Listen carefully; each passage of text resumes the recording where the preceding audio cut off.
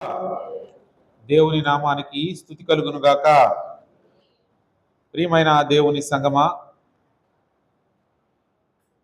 కృతజ్ఞత స్తుతి కూడికగా మనం ఇక్కడ కూడి ఉన్నాం. మా అయ్యగారికి అట్టి ఆలోచన ఇచ్చిన దేవునికి స్తోత్రాలు చెల్లిస్తూ ఉన్నాను.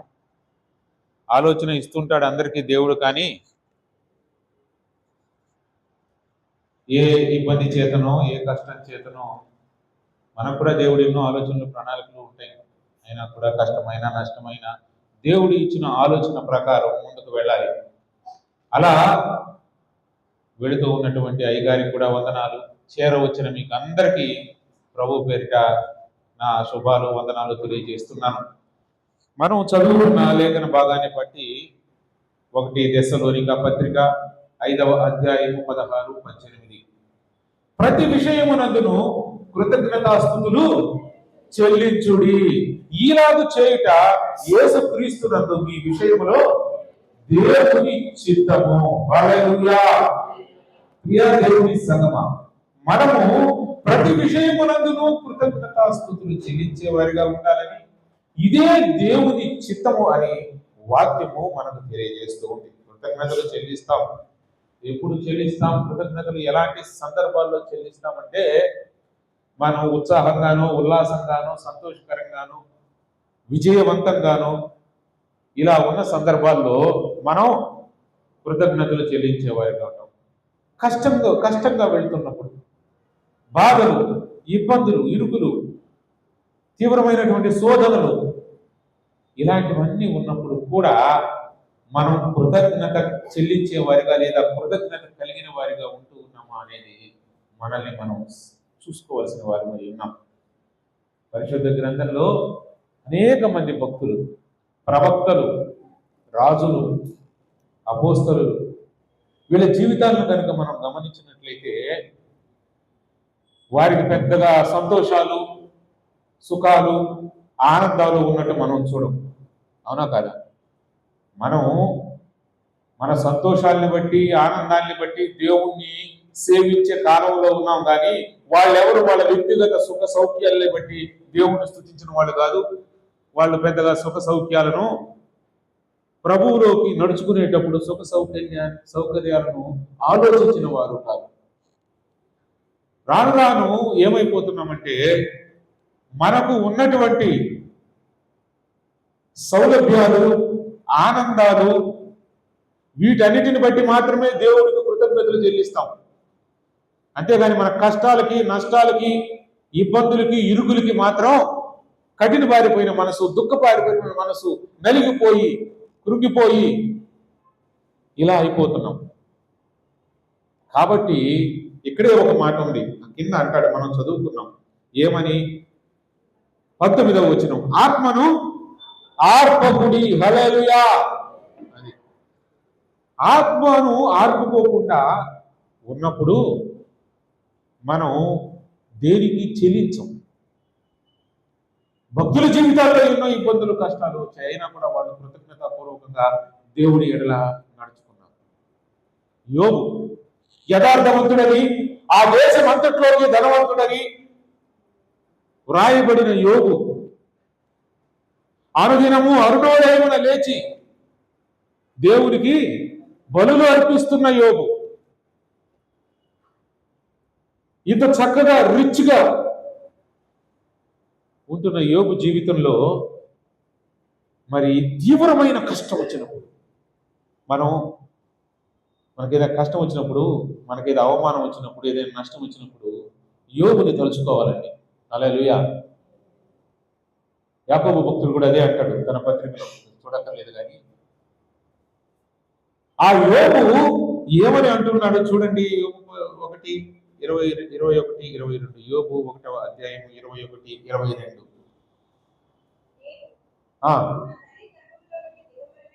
నా తల్లి గర్భములో నుండి దిగంబరనై వచ్చితిని, దిగంబరనై అక్కడకు తిరిగి వెళ్ళెదను. యెహోవా ఇచ్చెను, యెహోవా తీసుకొనెను, యెహోవా నామమునకు స్తుతి కలుగును గాక. హల్లెలూయా. ఎప్పుడు యెహోవా నామమునకు స్తుతి కలుగును గాక అంటున్నాడండి? ఏ సందర్భంలో, ఎలాంటి పరిస్థితుల్లో ఉన్నాడు? యెహోవా నామమునకు స్తుతి కలుగును మనం అంటావా? చెప్పండి. మన ఏడుపుల్లో, మన కష్టాల్లో, మన ఇబ్బందుల్లో శపితమైన మాటలు మన నోట్లోంచి వచ్చేది, కఠినమైన మాటలు, ఆగ్రహమైన మాటలు, దుఃఖమైన మాటలు. ఎందుకంటే ఆత్మ ఆరిపోయింది కాబట్టి, వాళ్ళకి ఆత్మ ఆరలా కాబట్టి మన మాటలు అలా ఉంటాయి. ఇప్పుడు ఆయన దేవుడికి స్తుతి కలుగునుగా అంటున్నాడు. శ్రమల్లో తీవ్రమైన వచ్చిన గుడ్ న్యూస్ కాదు, bad news, very very very bad news విన్నప్పుడు. ఇంకా తర్వాత వచ్చిన చదవమ్మా అక్కడే. ఏ విషయం అందును ఎవరు ఏ పాపము చేయలేరు, దేవుడు అన్యాయము చేసేనని చెప్పలేదు. హల్లెలూయా. అది కృతజ్ఞత కలిగిన మనస్సు, కృతజ్ఞత కలిగిన ఆత్మ. భౌతికమైన విషయాలకి, లోక సంబంధమైన విషయాలకి అవి ఎలా ఉన్నప్పటికీ దేవుని ఎడల కృతజ్ఞతని, విశ్వాస్యతని, నమ్మకాన్ని కోల్పోదు. అందుకే ఆయనకి స్తుతి కలుగును గాక అంటూ ఉన్నాడు. హల్లెలూయా. అది దేవుని చిత్తము. అన్ని విషయాలలో మనము కృతజ్ఞతాస్తుతులు చెల్లించాలి. అది దేవుని చిత్తము, మనుషుల చిత్తం కాదు. దైవ సేవకులు చెబుతున్న మాట కాదు, వాక్యమే చెబుతున్నది. వాక్యం ద్వారా దేవుడే చెబుతూ ఉన్నాడు. మీరు ఏ సందర్భాల్లోనైనా కృతజ్ఞతాస్తుతులు ఆయనకు చెల్లించండి. హల్లెలూయా. దావీదు జీవితంలో కష్టం వచ్చింది. ఒక పనికి మాలిన వాడైన షిమి దూషిస్తూ, రాళ్లతో కొడుతూ, మట్టి రేపుతూ, ఆయన అసలే అబ్షాలోము చేత కష్టం వచ్చి రాజ్యం వదిలేసి వెళ్తూ ఉన్నప్పుడు వీడు పక్క నుంచి నడుచుకుంటూ నిందిస్తూ ఇంకా ఎక్కువ శోధన కలిగిస్తూ ఉన్నాడు. చుట్టుపక్కల ఉన్న వాళ్ళు అన్నారు, మీకు తెలిసిన విషయాన్ని, వాడిని చంపేస్తాం, వాడి తల నరికేస్తాం అన్నప్పుడు, నా కడుపును పుట్టిన కుమారుడే నన్ను చంపచూచుచున్నాడు. ఈ బెన్యామీనుడు ఇలా మాట్లాడడం పెద్ద ఆశ్చర్యం ఏముంది? ఆత్మను ఆర్పని వాళ్ళు యుక్తంగా మాట్లాడతారు ఏ సందర్భంలోనైనా. హల్లెలూయా. ఆత్మని ఆర్పుకొని వాళ్ళు ఏ సందర్భంలోనైనా కృతజ్ఞత కలిగి ఉంటారు దేవుడికి. హల్లెలూయా. ఆరాధనలో చక్కని పాట పాడారు మా జిఎంసి యూత్. ప్రభువును బట్టి వారికి వందనాలు. ఏం పాట పాడారు? కృపలను తలంచుచు ఆయుష్కాలం అంతా, తర్వాత ప్రభుని కృపలను తలంచుచు. కృపలను తలంచాల. మన కష్టాలను, మన ఇబ్బందుల్ని, మన రోగాల్ని, మన బాధలు, వీటన్నిటి తలుస్తూ, ఏడుస్తూ, దుఃఖపడుతూ, నిందించుకుంటూ, పరిస్థితులను నిందించుకుంటూ, శపించుకుంటూ ఈ రోజుల్లో మనం ఉంటూ ఉన్నాం. కానీ ప్రియమైన వారలారా, తీవ్ర దుర్భిక్షమైన హబక్కూకు గ్రంథంలో మీరు చదివే ఉంటారు. ఏమని చదివారు? చదవమ్మా. హల్లెలూయా. అంజూరపు చెట్లు పూయకుండినను, ద్రాక్ష చెట్లు ఫలింపకపోయినను,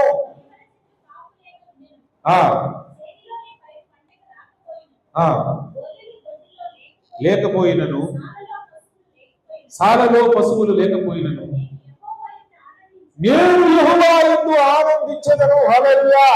ఎందులో ఆనందిస్తూ ఉన్నాడు? యెహోవా యందు. చెప్తారులేండి, ఏదో వాక్యంలో చెప్తారు, నిజ జీవితంలో ఎలా సాధ్యం అని అనుకోవచ్చు. ఏ భక్తుడు, ఏ ప్రవక్త సుఖభోగాల్లో తెలియాడు చెప్పండి? అసలు మనం ఈ రోజుల్లో కష్టాలు నష్టాలు అనుకుంటున్నాం. మనకున్న సౌకర్యాలు కూడా లేని అత్యంత కష్టమైన పరిస్థితుల్లో సేవలో ఆ రోజుల్లో కొనసాగారు. హల్లెలూయా. మనకు సమయానికి అన్ని సమకూరుతూ ఉన్నాయి, అన్ని జరుగుతూ ఉన్నాయి, అన్ని మన ఇష్ట ప్రకారమే నడుచుకుంటూ ఉన్నాయి. అయినప్పటికీ కూడా ప్రియమైన వారులారా, మనకు ఎన్నో దిగుళ్ళు, ఎన్నో విచారాలు, ఎన్నో సమస్యలు. ఆత్మ ఎప్పుడూ ఆరిపోయి ఉంటది. వాళ్ళకైతే అనుక్షణము పౌలు గారు చెప్తారు తన కష్టాల గురించి. రాళ్లతో కొట్టారు, కొరడాలతో కొట్టారు, బెత్తాలతో కొట్టారు, ఉపవాసాలు ఉన్నాను, నిద్ర లేదు, ప్రయాణాల్లో ఇబ్బందులు పడ్డాను, పరిచర్యలో ఇబ్బందులు పడ్డాను, కాబట్టి సోదరుల వల్ల ఇబ్బంది పడ్డాను. కానీ ఆయన ఎక్కడైనా కూడా కృంగిపోయినట్టు, ఇంకా చాలు అనుకున్నట్టు, చచ్చిపోదాం అనుకున్నట్టు, వదిలేసి వెళ్ళిపోదాం అనుకున్నట్టు. చివరికి నాకు ఈ శోధన ఇది తొలగించు తండ్రి, ఈ ముళ్ళు తొలగించు తండ్రి అని ముమ్మారు ప్రార్థన చేస్తే ప్రభు ఏమన్నాడు? నా కృప నీకు చాలును. హల్లెలూయా. దేవుని కృపని తలుచుకుంటే మనం కృతజ్ఞతాబద్ధులమై ఉంటాం. కాబట్టి కృతజ్ఞత భౌతికమైన విషయాలను బట్టి జరించాల్సింది కాదు. మనకేదో వచ్చిందని, మనకేదో కలిగిందని ఆ పూటకి, ఆ రోజుకి, ఆ సమయానికి దేవుణ్ణి ప్రైజ్ చేయటం కాదు. మనకు రక్షణ కలిగిందని, మనకు ఆయనను రక్షణను అనుగ్రహించాడని, మన ఆత్మకు ఆయన రక్షణ అనుగ్రహించాడని ఆ కృతజ్ఞత కలిగిన వారమై ఉండాలి. హల్లెలూయా. కాబట్టి మనం ఆలోచించుతున్న చాలా తక్కువగా. ఎఫెసీ సంఘస్థులతో ఆయన అంటాడు, మీ మనోనేత్రములు వెలిగింపబడి ఉన్నందున. హల్లెలూయా. అని మనోనేత్రములు వెలిగింపబడి ఉంటే మనం ఎన్ని కృతజ్ఞతలు చెప్పినా దేవునికి చాలదు అనే సత్యం మనకు తెలుస్తుంది. మనోనేత్రాలు వెలిగించబడ్డాయి కాబట్టి మోషే గురించి రాయబడిన మాటల్లో ఎన్ని ఇబ్బందులు, మోషే ఆ అరణ్య యాత్రలో వారి ద్వారా ఎన్ని కష్టాలు అయినప్పటికీ కూడా అతడు తనకు కలుగబోవు బహుమానము మీద దృష్టి ఉంచెను అని రాయబడి ఉన్నది. హల్లెలూయా. అప్పుడు ఏదో ఏం కలిగింది బహుమానం? 40 ఏళ్లలో ఆయనకి బహుమానం కలిగిందా? నిందలు, ఇబ్బందులు. ఇతన్ని నమ్ముకొని మనం ఎడారిలోకి వచ్చాం, ఇతన్ని చంపితే పోతుంది, మనం తిరిగి వెనక్కి వెళ్ళిపోదాం. ఈ ఇజ్రాయేలీలు ఇదే నస. కానీ పరలోకమందు తనకు కలగబోవు బహుమానమందు మోషే దృష్టి ఇచ్చెను. హల్లెలూయా. వారు దూరం నుండి చూసి వందనము చేసిరి అని హెబ్రీ పత్రికలో రాయబడి ఉన్నది. మనం అంతా భౌతికమైన విషయాలు చూస్తాం. మన మామూలు భౌతికమైన నేత్రాలు, భౌతికమైన ఆలోచన. అయితే ప్రియమైన వారులారా, ఎందుకు మనకు కృతజ్ఞత గురించి, దేవునికి చెల్లించవలసిన కృతజ్ఞతలు ఏమిటో, ఎందుకు దేవుడికి జీవితం అంతా, ఆయుష్కాలం అంతా కృతజ్ఞాబద్ధులమై ఉండాలో ఆత్మ సంబంధులు తెలుసుకుంటారు, కానీ శరీర సంబంధులు తెలుసుకోలేరు. హల్లెలూయా. ఆత్మ సంబంధాలకు తెలుస్తుంది. ఆత్మ సంబంధమైన విషయముల మీద దృష్టి ఇచ్చేదురు, శరీర సంబంధమైన విషయముల మీద దృష్టి ఇచ్చేదురు. రోమాపత్రిక తెలియజేస్తుంది. ఆత్మ సంబంధం. అందుకే ఆత్మను ఆర్పకుడి. దేవుడి చిత్తము. దేవుడు నాకు చెప్తే చేస్తాను, నాకు దేవుడు చెప్తాడు, నాకు దేవుడు చూపిస్తాడు, నాకు స్వరం వినిపించింది, కృతజ్ఞతాస్తుతులు జీవితం అంతా కృతజ్ఞతలై ఉండండి అనేది దేవుడి చిత్తం. అదే దేవుడి స్వరం. ఎవరికైనా వినిపించింది ఎప్పుడైనా? స్పష్టంగా వాక్యంలో రాయబడినటువంటి ఈ స్వరం నాకు వినిపించిందని ఎవరైనా చెప్తున్నారా? ఎవరు చెప్పరు. ఇంకేమేమో చెప్తూ ఉన్నారు. దేవుని చిత్తము. మనం కృతజ్ఞతలు చెల్లించాలి. ఆత్మ సంబంధమైతే కృతజ్ఞతలు చెల్లించే వారి అవుతాం. ఆత్మ సంబంధమైతే భౌతిక విషయాల మీద దృష్టి పెట్టే వారిగా ఉండవు. ఆత్మ సంబంధములమైతే దేవునికి ఉపయోగకరులు, ఈ లోకానికి ఉపయోగకరులం. మనం శరీర సంబంధం అయితే మనకు మాత్రమే కొద్ది కాలం ఉపయోగపరులుగా ఉంటాం. చివరికి మన ఆత్మకి మనమే ఉపయోగకరులం కాదు. ప్రియమైన దేవుని సంగమం, జ్ఞాపకం చేసుకుందాం. కాబట్టి పరిస్థితులు ఎలా ఉన్నప్పటికీ మనం వదలకూడని ఒక ఆత్మ సంబంధమైన ప్రాక్టీస్ ఏమిటంటే దేవుడికి కృతజ్ఞతలు కలిగి ఉండటం, దేవుడికి కృతజ్ఞులమై ఉండటం. చూడండి, మరొక వాక్యం చూద్దాం. 1 యోహాను పత్రిక 2వ అధ్యాయం 17వ వచనం. 1 యోహాను పత్రిక 2వ అధ్యాయం 17వ వచనం. ఈ లోకమునైనను లోకములో ఉన్న వాటినైనను ఎవడైనను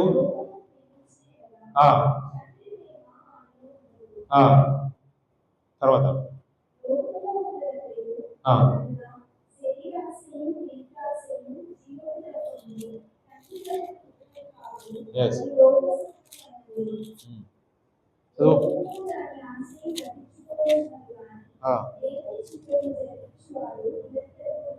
ఆ, లోకమును దాని ఆశయు గతించిపోవచ్చున్నవి గాని దేవుని చిత్తమును జరిగించేవాడు నిరంతరమును నిలుచును. గతించిపోయేది లోకమైన దాని ఆశలైన గతించిపోవునవి. దేవుని చిత్తం, ఇందాక మనం ఏమనుకున్నాం, కృతజ్ఞతాస్తుతులు చెల్లించుట దేవుని చిత్తము. ఇక్కడే ఉంది, దేవుని చిత్తమును జరిగించేవాడు నిరంతరము నిలుచును. హల్లెలూయా. వాడు పడిపోడు. కృతజ్ఞత కలిగిన వాడు ఎన్ని కష్టాలు వచ్చినా, ఎన్ని ఇబ్బందులు వచ్చినా, ఎంత శ్రమలు వచ్చినా వాడు పడిపోడు. చివరికి విజయం చేకూరుతుంది. హల్లెలూయా. అందుకు మనకు ఎన్నో ఉదాహరణలు ఉన్నాయి ప్రియులారా. దావీదు జీవితమే ఉదాహరణ. ఎన్ని ఇబ్బందులు, ఎన్ని కష్టాలు, అడవుల్లో నివసించడం, చావు భయంతో పరిగెత్తడం, ఎక్కడా కూడా మరి దేవుడు నాకు అన్యాయం చేశాడనో, దేవుడు ఎక్కడున్నాడనో, దేవుడు ఏం చేస్తున్నాడనో కఠిన బారడం, అలాంటి పరిస్థితి లేదు. రాను రాను మనం ఎలా, ఈ రోజుల్లో సంఘం ఎలా తయారవుతుందంటే, అసలు పనికి మాలిన విషయాలకి అలుగులు, సంఘాలు మానేయడాలు, దేవుడి మీద కఠిన బారిపోవడాలు, వాళ్ళతో పోల్చుకుంటే, వాళ్ళ శ్రమలతో పోల్చుకుంటే, వాళ్ళ ఇబ్బందులతో, వాళ్ళ అవమానాలతో పోల్చుకుంటే మన ఎంతటి వారు అయినా వారి హృదయంలో కించిత్తైన కృతజ్ఞత తగ్గిందా? దేవుని మీద విశ్వాసం తగ్గిందా? నిరీక్షణ తగ్గిందా? హల్లెలూయా. ఆ కృతజ్ఞత బట్టి, ఆ విశ్వాసం ఉంటే నిరీక్షణ ఉంటుంది. అవి లేకపోతే నిరీక్షణే ఉండదు మనం. కాబట్టి జ్ఞాపకం చేసుకుందాం. కృతజ్ఞత అనేది మన భౌతికమైన జీవితానికి సంబంధించింది కాదు.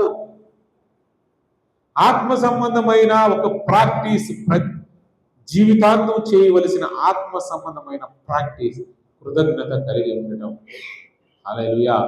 మనమే కానీ భక్తుడు అంటాడు, ఆయన సూర్యచంద్రుని కలుగజేసెను, ఆయన కృప నిరంతరము ఉండునుగాక. సూర్యచంద్రుని కలుగజేసినందుకు, భూమి ఆకాశములను కలుగజేసినందుకు కూడా కీర్తనకారుడు దేవుడిని స్తుతిస్తూ ఉన్నాడు. పగలు రేయుని కలుగజేసినందుకు కూడా కీర్తనకారుడు కృతజ్ఞతతో దేవుణ్ణి స్తుతిస్తూ ఉన్నాడు. మనకేముంది, మనకి లేదు లేదు లేదు అనేటువంటి ఒక పెద్ద బాధ, ఆలోచన, ఆత్మ సంబంధంగా మనం కట్టబడలేకపోతున్నాం. కాబట్టే మనకు దిగుళ్ళు, విచారాలు, ఇబ్బందులు ఇవన్నీ కలుగుతూ ఉన్నాయి. ఆత్మ సంబంధంగా కట్టబడినప్పుడు మనం కృతజ్ఞులమై ఉంటాం దేవుడు.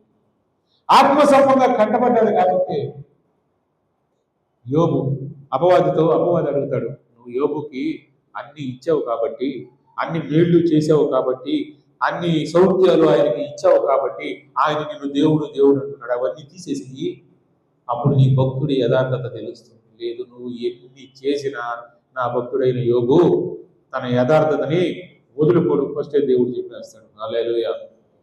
ప్రియమైన వారలారా, ఏం చూశాడు దేవుడు యోబులో? యోబు యొక్క యథార్థతను చూశాడు. మనలో కూడా దేవుడు చూసేదని. యోబు యొక్క యథార్థతను చూసిన దేవుడు యోబు గురించి ముందే సాక్ష్యం చెప్పాడు. అబ్రహాము యొక్క యథార్థతను చూసిన దేవుడు అబ్రహాం గురించి ముందే సాక్ష్యం చెప్పాడు. ఆ విధంగా తన భక్తుల గురించి ఆయన సాక్ష్యం చెప్పాడు. కాబట్టి కృతజ్ఞత భౌతికమైన విషయాలకు, మన ఇంటికి సంబంధించి, మన కుటుంబీకులకు సంబంధించి వచ్చిన విజయాలకు సంబంధించి అవి కూడా సంతోషకరమైనవే. కానీ వాటికి మాత్రమే దేవుడికి కృతజ్ఞతలు చెల్లిస్తున్నామంటే, కృతజ్ఞతమై ఉన్నామంటే అది ఆత్మ సంబంధమైన సరి అయినది కాదు అని మనం గమనించాలి. హల్లెలూయా. ప్రియమైన వారలారా,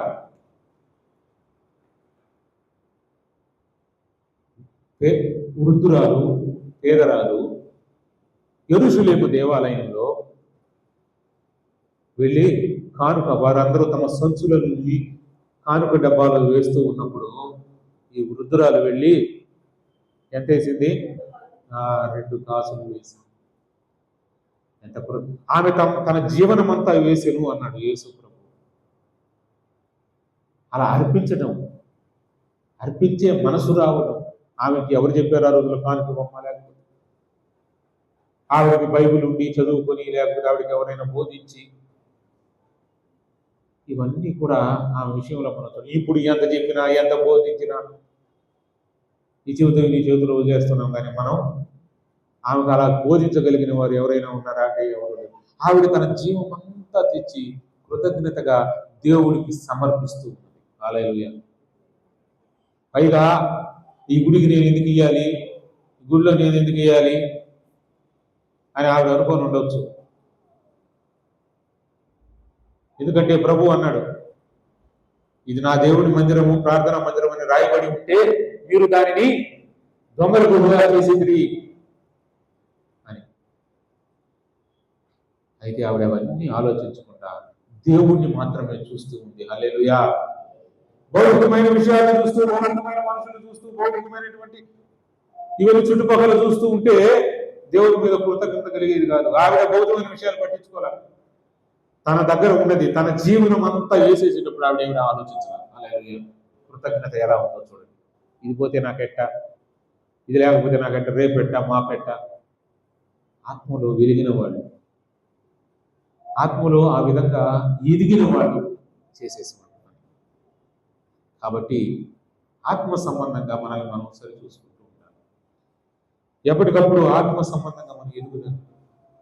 మనం ఈ రోజుల్లో ఎక్కువగా భౌతికమైన విషయాల మీదే బ్రతికినంత కాలం దృష్టి పెడతాం. కానీ ఏదైనా ఒక ఆత్మీయ వరమీ తండ్రి, ఏదైనా ఒక ఆత్మీయ ఫలమీ తండ్రి అని మనం దేవుడిని ఏ రోజైనా ప్రార్థన చేసేవారిగా ఉన్నాం. నాకు ఆత్మీయ వరం కావాలయ్యా, ఆత్మీయ ఫలం కావాలయ్యా. ఎప్పుడు చూసినా నాకు అది ఇది జరగలాగా చెప్పారు కదా సామెతల గ్రంథంలో, ఇమ్ము అని ఇమ్ము తప్ప మన జీవితంలో దేవుడికి మనం పెట్టుకుని మనం చేసే ప్రార్థన బతికినంత కాలం ఏదైనా తీసేయి అనేది మనలో లేనే లేదు. తీసుకో అనేది మనలో లేనే లేదు. మన ఆత్మ సంబంధమైన జీవితాన్ని బట్టి మన ఆశీర్వాదాలైన మనకు దేవుడు చూపించే కృప అయినా ఆధారపడి ఉంటుంది అనేది మనం తెలుసుకోవాలి. ప్రియా దేవుని సంగమా, కాబట్టి కృతజ్ఞత కలిగిన హృదయం తన గురించి ఆలోచించుకోకుండా, తన కష్టాన్ని, తన సొంత లాభాన్ని ఆలోచించుకోకుండా దేవుడి పనికి ముందుకు వస్తుంది అని తెలుసుకోవాలి. హల్లెలూయా. అది నా కృతజ్ఞత ఉందండి, ఎందుకంటే నాకు పెళ్లి చేశాడు కాబట్టి, నాకు పిల్లల్ని ఇచ్చాడు కాబట్టి, నేను ఇల్లు కట్టుకున్నాను కాబట్టి, నాకు ఉద్యోగం వచ్చింది కాబట్టి, వీటికంటే నేను కృతజ్ఞుడిని కాదు. ఎందుకు? దేవుడు నన్ను రక్షించాడు. హల్లెలూయా. ఆయన నిజదేవుడు, ఆయన యథార్థవంతుడు. అందుకు కృతజ్ఞతలు ఉంటాయి. భౌతికమైన విషయాలకి కృతజ్ఞతలు చూపించడం, అన్నిలు కూడా అలాగనే చేయించున్నారు. ఇందులో మన గొప్పతనం ఉంది. దేవుని బిడ్డలుగా మనం ఏ విధంగా దేవుడికి కృతజ్ఞత కలిగి ఉన్నాం. మొదటి విషయం చెప్పారు, కృతజ్ఞత కలిగింది కాబట్టి ఆవిడ ఏ వాక్యం విన్నదో, ఆవిడ ఏది పట్టుకున్నదో, లేకపోతే ఏం ఆలోచించిందో ఆ రోజు పోయి అందరూ వెళ్ళి వాళ్ళ సంచులు వేస్తున్నారు. ఈవిడలాగా వేయటం లేదు. ఈవిడ మాత్రం 2 కాసులను వేస్తే ప్రభువు చూసి ఆమె యొక్క యథార్థతను పెంచుకున్నాడు. కృతజ్ఞత కలిగిన స్త్రీ ఆమె కృతజ్ఞతను చూస్తూ ఉన్నాం. తన స్వార్థం ఆలోచించుకుని స్త్రీ ఆమెను చూస్తూ ఉన్నాం. ప్రియమైన వాళ్ళారా, కృతజ్ఞత కలిగి ఉన్నప్పుడు మన సొంత దేవుడి కోసం ఏమైనా చేయగలం. అది తక్కువైన దేవుడి దృష్టికి విలువైనది, ఎక్కువైనది అని పరిగణించబడుతుంది అని మనం ఆ స్త్రీ విషయంలో, ఆ పెద్ద ఆవిడ విషయంలో మనం గమనిస్తున్నాం. హల్లెలూయా. అదేవిధంగా అన్యుడైన శతాధిపతి విశ్వాసం చూపిస్తాడు. అసలు ఇజ్రాయేలులో కూడా నేను ఇలాంటి విశ్వాసం చూడలేదే అని ఆయన ఆశ్చర్యపడతాడు. నీవు నా ఇంటికి వచ్చేటప్పుడు నేను యోధుడిని కాదు. ఎలాంటి ప్రభువు మీద ఎలాంటి అభిప్రాయం ఉంది ఒక అన్యుడైన శతాధిపతికి? మనం అనుకుంటా ఉంటాం, క్రైస్తవులం కాబట్టి మనకే అన్నీ తెలుసు, మనకే అంతా తెలుసు, మనమే పరలోకానికి పోతాం, మనం ఇది అని ఎవరిని మెచ్చుకున్నాడు ప్రభువు? ఎవరి విశ్వాసాన్ని చూసి ఆశ్చర్యపోయాడు ప్రభువు. అసలు నేను అని ప్రభు అన్నాడు. కాబట్టి ప్రియమైన వాళ్ళరా, విశ్వాసం, నిరీక్షణ, కృతజ్ఞత ఇవన్నీ ఆత్మ సంబంధమైనటువంటి ఫలాలు, ఆత్మ సంబంధమైన వరాలు ఈ కలిగి ఉండాలి. అవి ఉన్నాయి కనుక అందుకే ఇక్కడ మనం చదువుకున్నటువంటి మూలవాక్యంలో చెప్పబడి ఉన్నది ఏమిటంటే, ఇలాంటి కృతజ్ఞతా జీవితం మనకు రావాలి అంటే ఏమని చదువుకున్నాం మరొకసారి చూడండి. ఎడతెగక ప్రార్థన చేయుడి, ప్రతి విషయమునందును కృతజ్ఞతాస్తుతులు చెల్లించుడి, ఇలాగ చేయుట యేసుక్రీస్తునందు మీ విషయంలో దేవుని చిత్తము, ఆత్మను ఆర్పకుడి. హల్లెలూయా. ఈ దశలోనిక సంఘానికి ఎన్నో శోధనలు వచ్చాయి. ఈ దశలోనిక సంఘము ఎన్నో ఇబ్బందుల పాలైంది. అయినప్పటికీ నిజానికి అలాంటి ఇబ్బందులు, అలాంటి కష్టాలు కనుక మనకు వచ్చి ఉంటే అది ఏమి లేని దానికే సంఘాలు మానేస్తుంటాం. మనం ఏమి లేని దానికే సంఘాలు మానేసే మనం వాళ్ళకి ఏం జరిగిందంటే దశలోనికి చూడండి. ఇదే దశలోనిక మొదటి పత్రిక 1వ అధ్యాయంలో 6వ వచనం నుంచి చదవండి.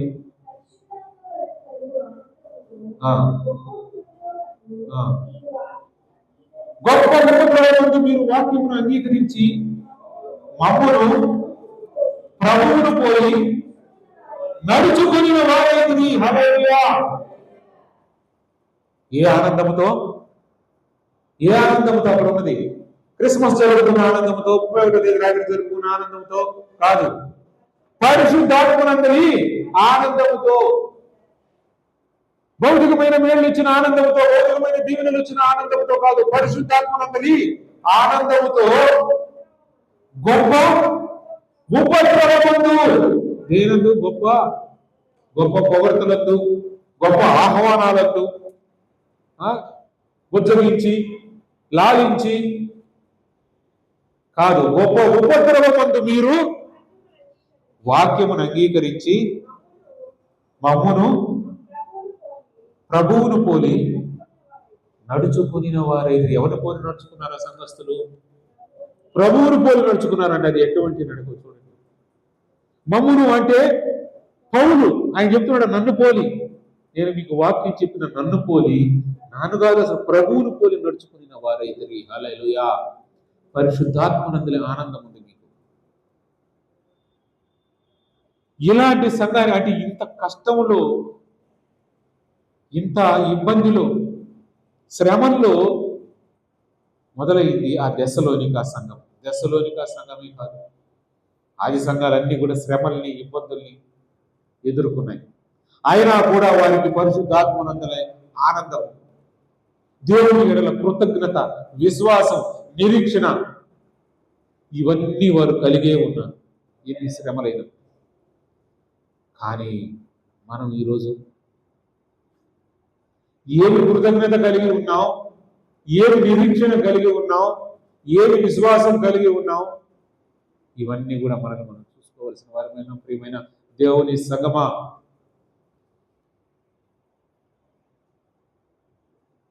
కాబట్టి కృతజ్ఞతాస్తుతులు చెల్లించటం అనేది 34వ కీర్తన 1వ వచనం చదవండి. 34వ కీర్తన 1వ వచనం.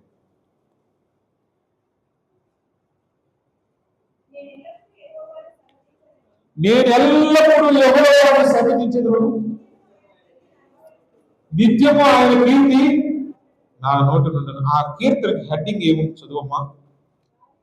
దావీదు అబీమెలెకు ఎదుట వెర్రివాని వలె ప్రవర్తించి అతని చేత తోలి వేయబడిన తరువాత రచించిన కీర్తన. ఒక ప్రమాదం నుంచి తప్పించుకున్నాడు దావీదు. ఆ విషయాల వివరాల్లో కానీ నేను పోవట్లేదు, కానీ ఒక పెద్ద ప్రమాదం నుంచి, అది కూడా వెర్రివాని వలె నటించి ప్రమాదం తప్పించుకున్న వెంటనే ఆయన ఏమంటున్నాడు, బా ఏం టాలెంట్ నాది, మన సొంత టాలెంట్లను బట్టి, మన సొంత ఆలోచనలను బట్టి మనం ఎంతో అతిశయించేవారిగా ఉంటాం కదా. అయితే ఈ ప్రమాదం నుంచి తప్పించుకున్న వెంటనే ఆయన ఏమంటున్నాడు, ఆ కీర్తన తరువాత రచించిన కీర్తన, నేను ఎల్లప్పుడూ యెహోవాని సన్నుతించెదను, నిత్యము ఆయన కీర్తి నా నోట నుండును, యెహోవాను బట్టి నేను అతిశయించుచున్నాను. హల్లెలూయా. దేవుణ్ణి ఎప్పుడు సన్నుతించాలి, ఏ సందర్భాల్లో సన్నుతించాలి, ఏ సందర్భాల్లో సన్నుతించాలి. అందుకే అతిశయించేవాడు ప్రభువు నందే అతిశయించాలని రాయబడింది. అతిశయించేవాడు కృతజ్ఞత చూపించలేడు. పైకి ఏదో స్తోత్రం ప్రభు, అది ప్రభు, ఇది ప్రభు. ఒక ఆయన చెప్తూ ఉన్నాడు మొన్న, అసలు మాది చాలా పెద్ద క్యాస్ట్ అండి, దేవుడు నేను నమ్ముకున్నానండి, మా వాళ్ళు ఎవరు మాతో మాట్లాడరండి, అయినా కూడా నేను ప్రభు క్యాస్ట్ గురించే చెప్తున్నాడు తప్ప ఆయన ఈయన అతిశయం చూపిస్తున్నాడు కాబట్టి క్యాస్ట్ ఏదైతే ఏమి ప్రభువును ఎందుకు చెప్తున్నావు, నువ్వు నిలబడితే అదేనా? అతిశయాలు మనుషులకి, అనవసరమైన విషయాలు, సొంత విషయాలు. పౌలు గారు సొంత విషయాలు, తన భౌతికమైన అన్ని విషయాలు చెప్పుకొని వచ్చాడా? లేదు. కృతజ్ఞత కలిగి ఎన్ని కృతజ్ఞత కలిగి ఉండలేము. కాబట్టి ప్రియమైన వాళ్ళ జ్ఞాపకం చేసిన కృతజ్ఞత అనేది భౌతికమైన విషయాలకు సంబంధించింది కాదు.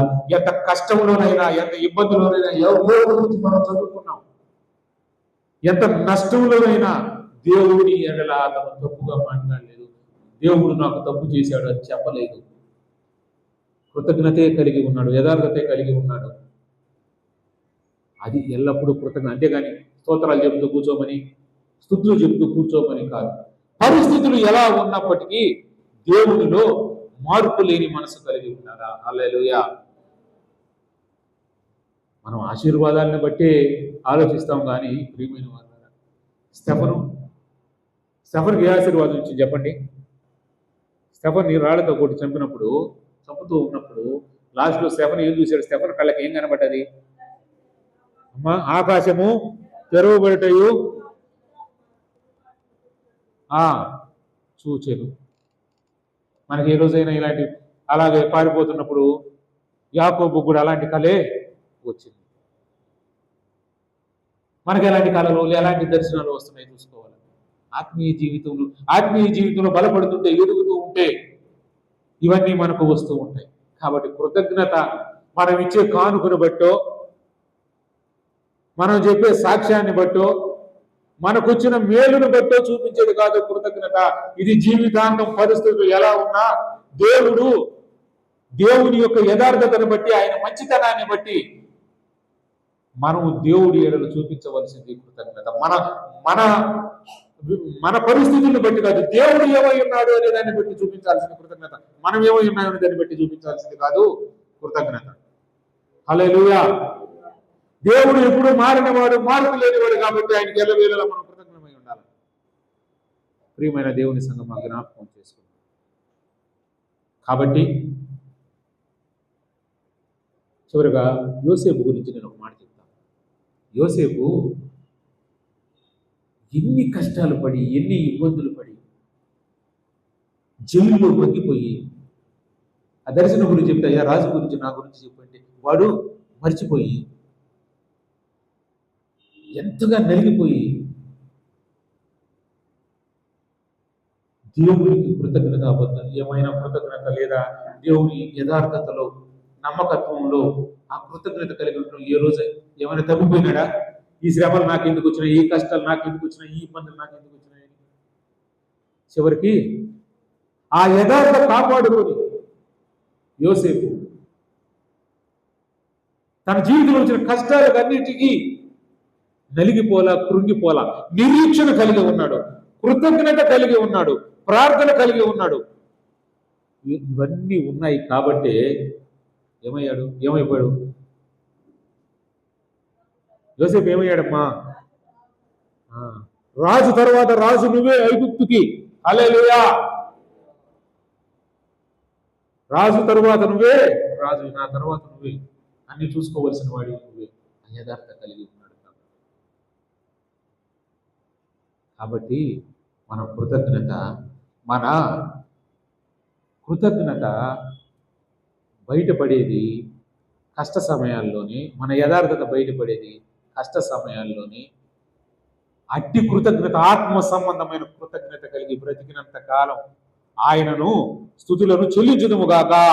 ఆమేన్, హల్లెలూయా. అందరికీ వందనాలు తెలియజేస్తూ ముగిస్తూ